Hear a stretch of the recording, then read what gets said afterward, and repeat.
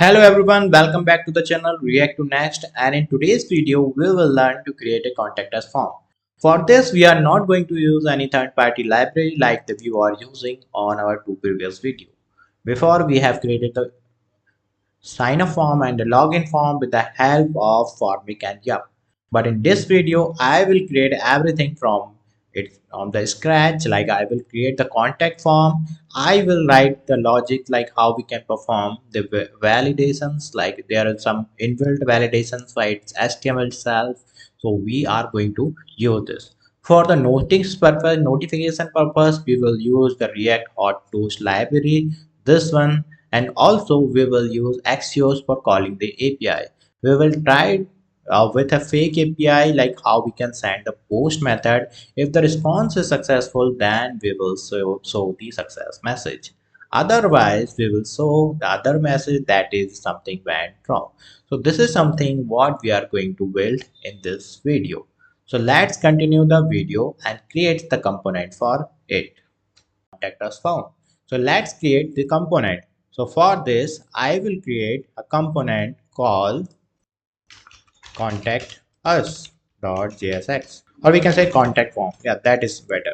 So this is the contact form. React functional arrow component. Yeah, this is the component, and we can call it contact form. Now we will import that component inside the app component contact form. We can remove all the other imports from here. Now start the project. Npm run dev.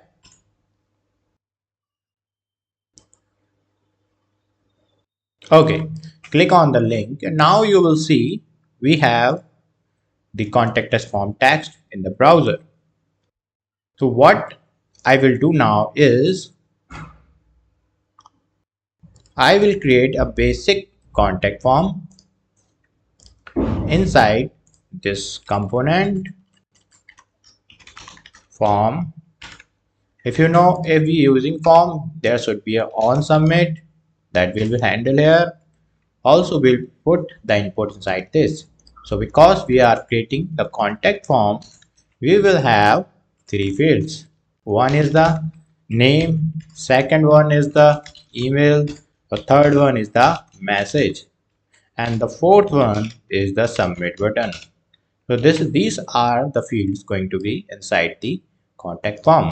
So let me create div, and inside this div I will use the input field type text, and for this I will give the name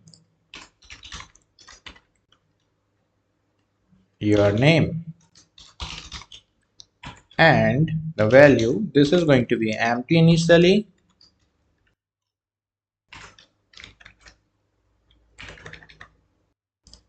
Now this in I will add some classes on this border. So now you can see the border here, outline none. We don't want any kind of outline on this. Let me zoom it. Okay, now we can set the width full. Okay, we can also add a placeholder here. Enter your full name. Okay, we can also add some padding in this. Better. Now we should add few classes in the form as well. Padding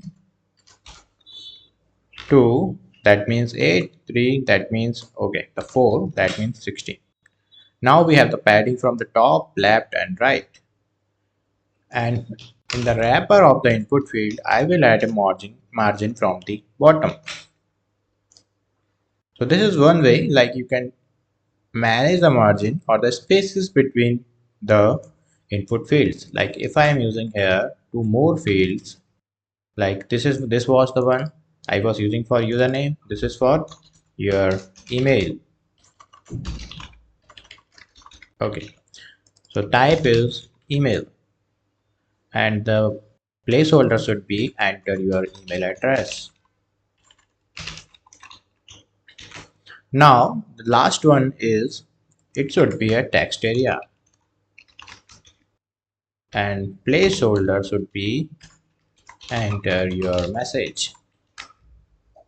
We can remove the input from field from here. Okay, and the name for this name your message. Okay, now remove this input field from there. Now we have the name of the text area. We added few classes. We added the placeholder and we have the closing tag. Okay, this is something what we have. Now we can also put a label on each of those fields. The label name. Similarly, we can add the labels to two other fields. This one and this one. Here we have message M-double-S. Okay. Here we have the email.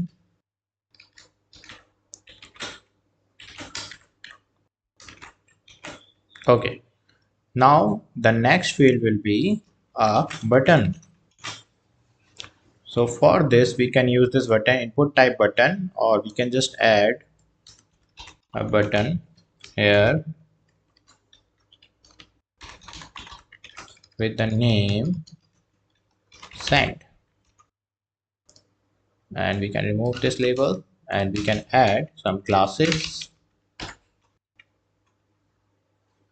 like padding X 4, padding Y 2, background color BG blue 500, text white, rounded MD, or you can say LG or full. This is much better. Now you can align this into the center text center. You can also put some spaces here below the message for much better.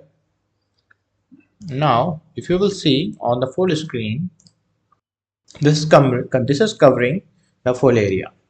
Now what we have to do is we have to add some width inside this. So for that I will use max m width md, that is 448 pixel, and then mx auto. Okay, now it is in the center. Let me add border as well. So now there we can see a border. We can also add shadow lg. Now you can see the shadow here. We can also add some space from the top. Now we have the space. We can add the rounded thing, rounded empty. Now there is a rounded corners. Okay, so for the padding we can increase it because I can see there is a very small padding in the left and right, so we can improve it. Like we can add extra padding here. Now from the top, bottom, left, right, it's equal padding, and also you will see this is little better than the one it was before. Okay, so this is how a contact form looks like.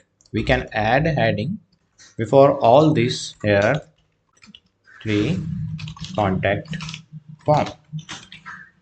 Inside this, add few classes to make the font bold, margin from the bottom, and also font size. Yeah, or you can say text LG or XL.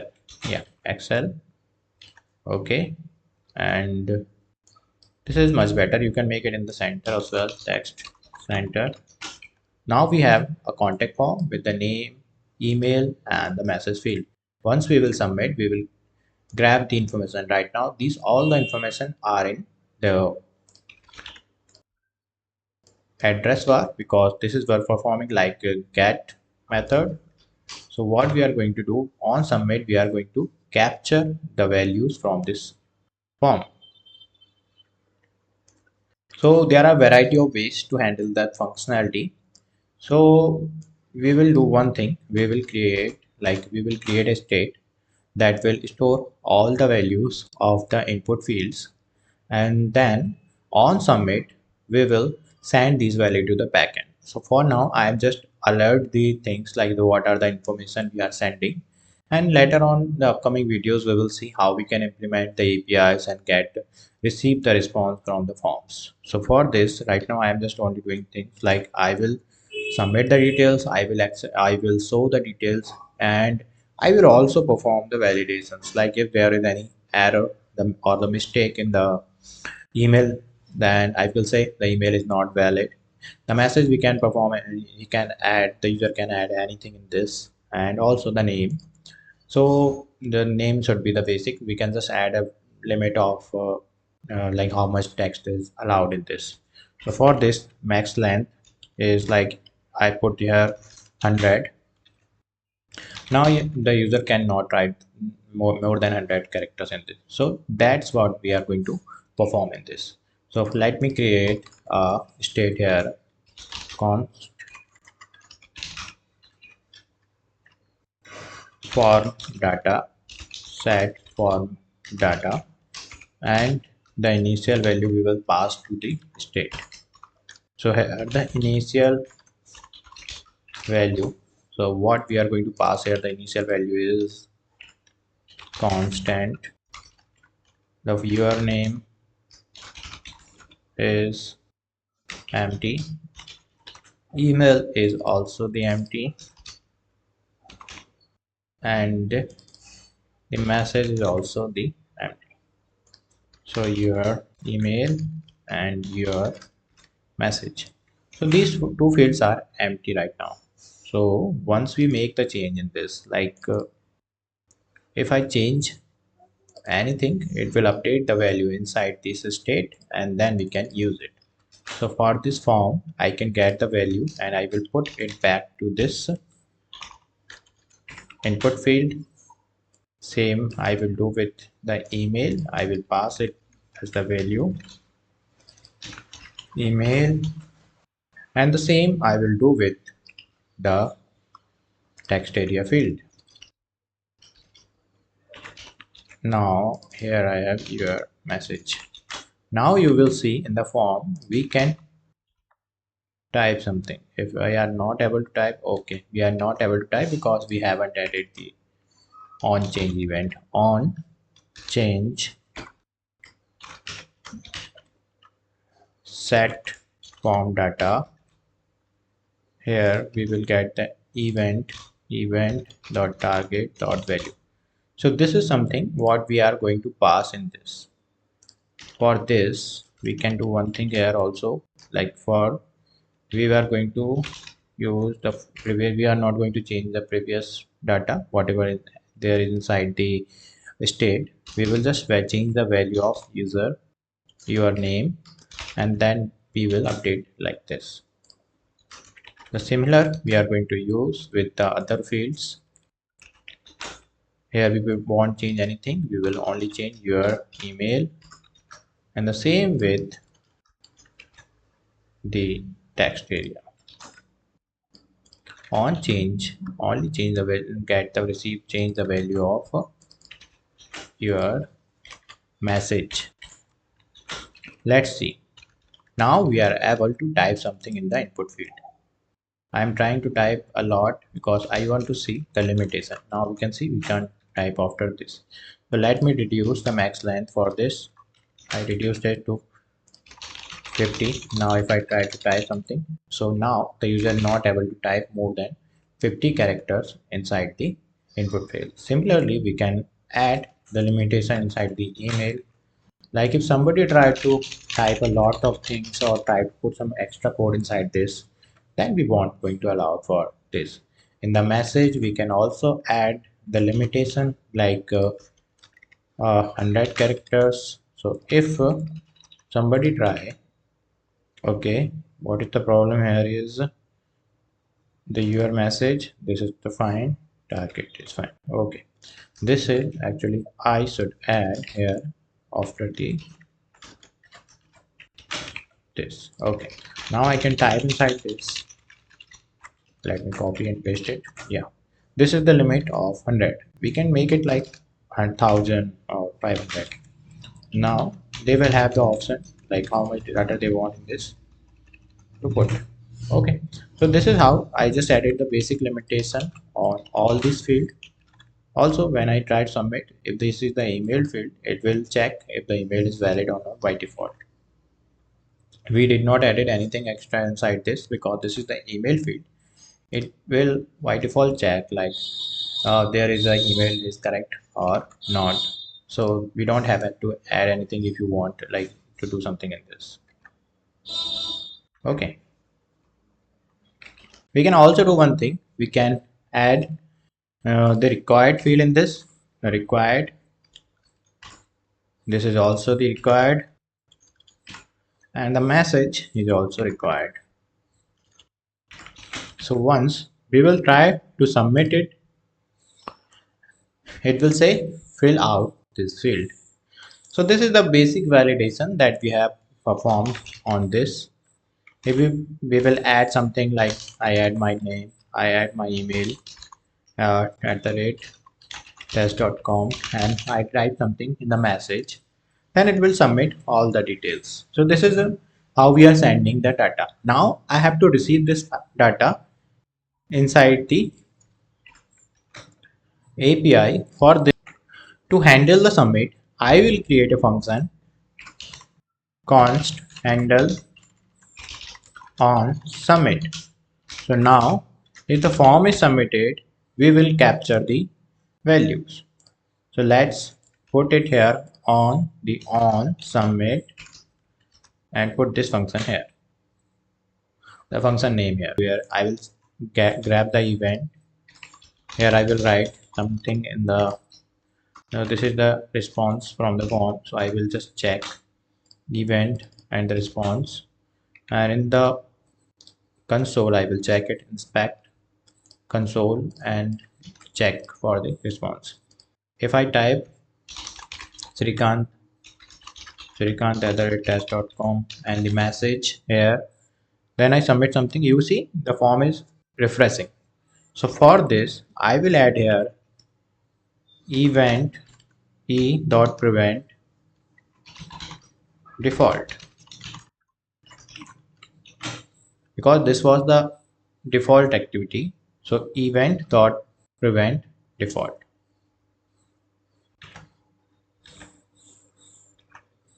Now try to submit it.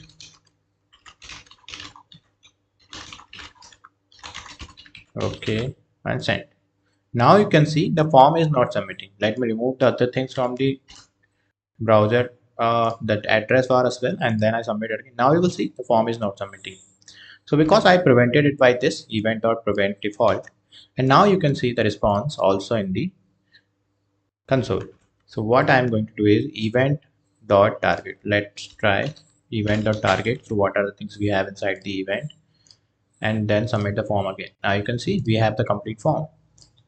From this we can get all the values as well, but right now what we did, we already created a state where we are storing all the input values. So we will grab all the things from here instead of this.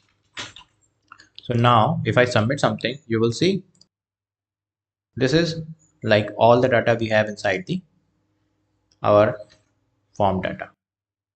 So this what we can pass here, like we can call the backend API here, and then it will send the data to database, or we can send a acknowledge, or we can the response mail to the sender. So this is what we can do here. So for now what I will do, I will create one more thing here, like after the form submit. So if the form is submitted successfully, if form submitted and we get we got the response, then we will clear the form data. So for clearing the form data, I will write here set form data, and then you will pass the initial values again. So this will clear the form. So once I submit this, you will see the form is cleared. We can also do one thing. We can also alert, like alert form submitted successfully. We can put a message here, like if this is something we created, and then we click on the submit, it will say the form submitted successfully. Now there is one thing, because we are using the default alert, there should be something that can alert it in a better way. For that, we are going to use a library called hot toaster. So we have a React hot toaster library here, and we are going to implement this in this example. So for this, what you have to do is you have to add this with the command you want. This is the library. So I am using the p npm in my system and the app. So I will use this with the learn. Like I will use this p npm install and the name of the library. So it will install the React Hot Toast inside the app. You will see this inside the package.json. Okay. Now, next what we have to do, add the toast to your app. Okay. So this is what we have to add, and also start toasting like this. Okay. So this is the one example. For the success, we have to use this way, like toast.success toasted, and we can also set the positions where we want to show it, top, center, top, right. So we want to top right. So now we will put this and also this one. Let me copy this one and this one to my code, and then we will use it. Okay. So once the installation is finished, we can use it. Okay. Now the installation is over. So I will copy this toaster and will paste it here. Also, don't forget to attach it. TOASTE. If you are not getting like how we can get this, then we can see a documentation. Here we have to install, or we can use the pnpm, then we have to use this in the top. Copy this and put it back in the top of our application. Then we can notify like this way. So we can just copy this and paste it here, and then we will see this on click. So this is just basic example. Let me add this, so it will give us an idea like how we can use it. And toaster, and here we are adding a button. So now we will see in our UI how it looks. So we have make a toast. Now you can see there is a toaster. So this is we are going to use in our application. Let's go back to the main page, and here we found that for success we have to use this toast.success. Let me replace the thing. Where is that? Okay, here. Notify. Now if I click on the button, it will say successfully toasted. So this is what we have to show. So for that, we can see the message like your form is submitted successfully. So this is the message. So what success notify. I created this function success. It was the notify before, and now I created success notify. So this is we are going to use inside the form in this way. Now if I submit the form, let me remove some other things if necessary. Yeah, remove the button. Okay, and now if I submit the form, okay, and then send. Now you can see the message, your form is submitted successfully. This is how we can implement the toaster. We can also validate the form with the basic default fields. Like if we just add the required, it will work for us. We can also add the text limitation. We can also uh, limit the text area by this. So this is how we implemented basic contact form, and then we can send all the data to a backend API. For that, we have the option like we can use fetch method or we can use Axios. I am going to cover all these things when we will start learning about how we can implement the APIs. And I will get some APIs as well for this, like where we can save all the data, right? So for that we can implement the, otherwise you just want it to send it, you can just axios.post and then you can do this. Okay, so right now I don't have an API where we have to pass the contact details. What we can do, we can do the basic implementation in this with any other fake API, and then we will replace the API URL in the future, like if when we have the contact API. So let's search for some dummy APIs. So dummy contact form API. So I don't think we have any dummy API right now. So what we are going to do, we are going to use any other fake API. So fake API contact. Let's search up. Okay, so we have some fake APIs here on this. So what we are going to do, we will use those APIs with a post method, and later we will replace that with R. Okay, so let me copy the API, this one, and we will use this inside our application, but later we will change this. Okay, so we will use this fake API. Now we will write the logic to send the data to the backend API. So for this, what I am going to do here, I am going to use like try and catch block. Try if we have something, and then catch if there is any error.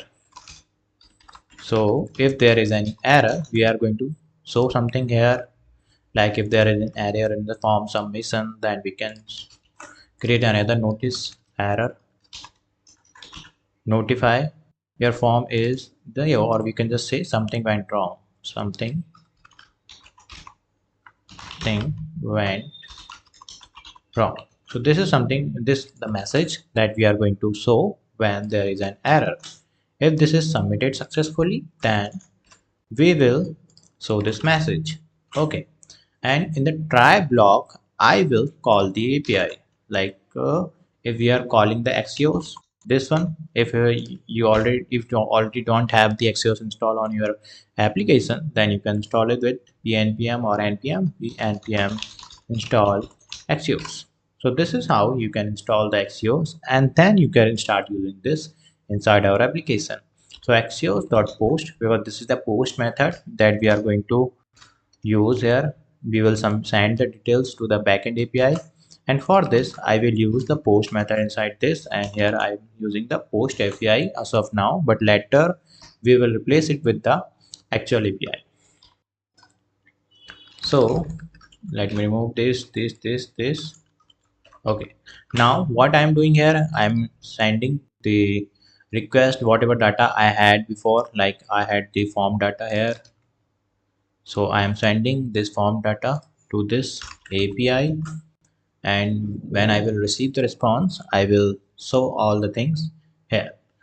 Also, whenever you are using these things, so basically whenever we are handling the APIs, it uses the promises. For handling this, we need to use a string and await.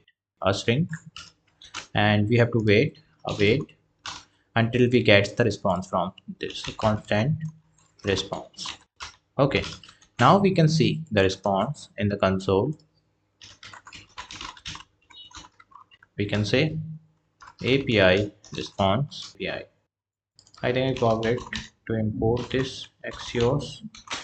For this, what you have to do is at the top you have to import Axios from the Axios. and then see it again. Submit the data. Yeah, now you can see we are sending this to the post API.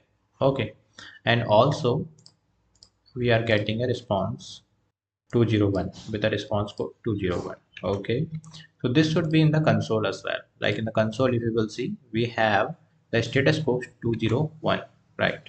Okay, so if we have the response code 201, that means something is created in this. So 201, that means something is created, or we can say if the response is 200, that means success. So we have the two kind of response here. So with the form, we will get the 200 response, and that time we can show the success message here. Otherwise, we can again show the error notify message, like there is some error. In this case, also we can notify with this error. So now let's remove all the unnecessary comments from here. This will clear the form. Okay. Now try it again. I am adding my name again @ test.com and some message. This is a test contact form message. So this is what I have added here. Okay. Now if I submit it, it will say something went wrong. Okay, why it is? It should be error. Okay.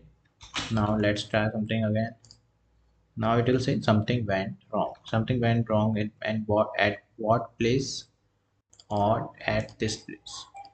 Again you can see console.log this, why is this going on the else block. This is what we have to understand. Okay, here I forget to add the status, and where I got this status, I got this status here in the API response. So when I submit the form, I get this inside this. So status 201, and that's why I go inside the success. Otherwise, we will go in the warning area. Okay, so this is how we can create a contact form, and we can also notify the user about the status. I hope you like this video. If you have any question, you can leave a message in the comment, and don't forget to like, share and subscribe to this channel. Thank you for watching.